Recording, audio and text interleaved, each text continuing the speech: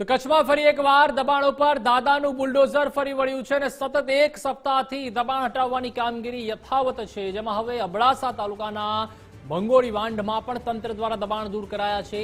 સરકારી જમીન પરના દબાણ તંત્ર દ્વારા દૂર કરવામાં આવી રહ્યા છે।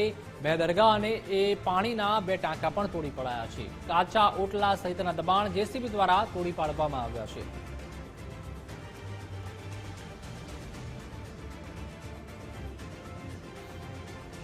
તો જે રીતે દાદાનું બુલડોઝર છે તે ફરી રહ્યું છે અને જૂનાગઢ કહો કે જામનગર કહો, કચ્છ કહો, દ્વારકાનો દરિયાઈ વિસ્તાર કહો, જ્યાં પણ ગેરકાયદેસર બાંધકામો આવેલા છે, તેમાં નાની મોટા મકાનો હોય, દુકાન હોય, હોટલ હોય, રેસ્ટોરન્ટ કે કોઈ પણ ધાર્મિક સ્થળ હોય, તેમાં પણ જો દબાણ ગેરકાયદેસર રીતે તેને ઊભું કરી દેવામાં આવ્યું હોય તેને અત્યારે હટાવવામાં આવી રહ્યા છે। કારણ કે જે રીતે ઘણા સંવૈધાનિક કાર્યો છે તે પણ તેની આડમાં ક્યાંક ને ક્યાંક થતા હોય છે, તેવી માહિતી જે રીતે રાજ્ય સરકારને મળી હતી। ત્યારબાદ એક બાદ એક ગૃહ રાજ્યમંત્રી હર્ષ સંઘવી અને સીએમ ભૂપેન્દ્રભાઈ પટેલની આગેવાનીમાં એક બાદ એક ગેરકાયદેસર આવા જે દબાણો છે તેને દૂર કરવામાં આવી રહ્યા છે અને ત્યાં જે રીતે નવીન રોડ રસ્તા તેમજ શાળા તેમજ લાઇબ્રેરી પણ બનાવવામાં આવી રહી છે।